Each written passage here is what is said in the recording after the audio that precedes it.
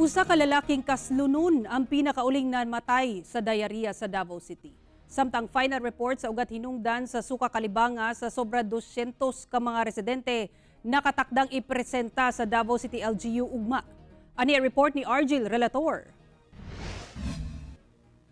Sa prenup photo sa magpares nga sila si Jazel Almero ug Genevieve Abayon, makita ang kalipay sa duha sa ilang umaabot nga kasal, human ang 11 ka tuig nga panag-uban. Apan nahanaw kini dihang namatay si Jazel niadtong July 22. Siya ang ikalimang namatay sa diarrhea outbreak sa Turil, Davao City.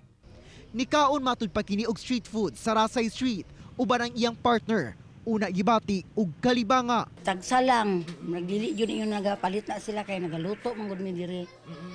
Medyo dili na nila raminti ginakaon dito. Kato lang higayon pod. Gidala-dala ra matud pa niini ang Kalibanga. Tung atol nga pagprekana nila kay para sa kasal, kitabang siya dito. Anang pagka 15. O niya, mo na to niya, last na to niyang tawag, wala nang po siya nag-istorya sa mua, nga napa siya gibati. So, kampante po ko nga, okay na jud. Tanan jud siya, nagikas sa preparation sa kanang venue, sa pagkuhan silang mga sanina, o pati sa wedding ring, siya jud ang kamot nga, kanang makakuhan sila, makapasukod.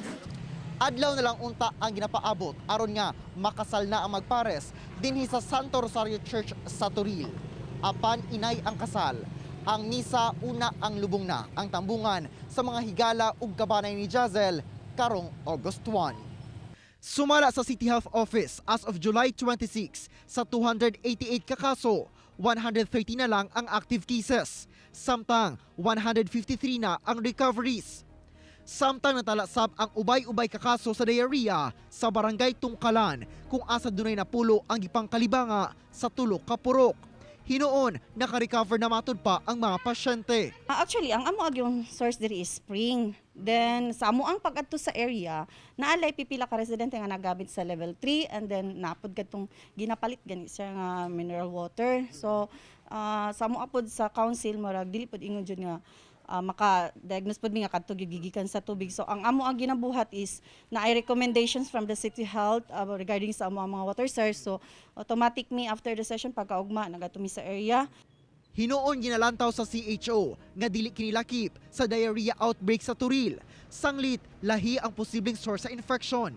Nagpadala na sab og water sample sa laboratorio sa SPMC aron ipailawom sa testing. It's because na sila'y independent nga kuan nga source of water which could be outside, no, or really appeal sa outbreak, no. Although it could they have presented with similar manifestations as diarrhea, pero lahi ang source nila and it could be not related sa outbreak. Ugma sa hapon, nakatakdang ipagula ang final consolidated results sa testing sa nakadaiyang ahensya kalabot sa diarrhea outbreak sa Turil ug ipresenta kini kang Davao City Mayor Sebastian Baste Duterte. Kauban si Melchor Awing sa kamera. Ako si Argil Relator para sa One Mindanao.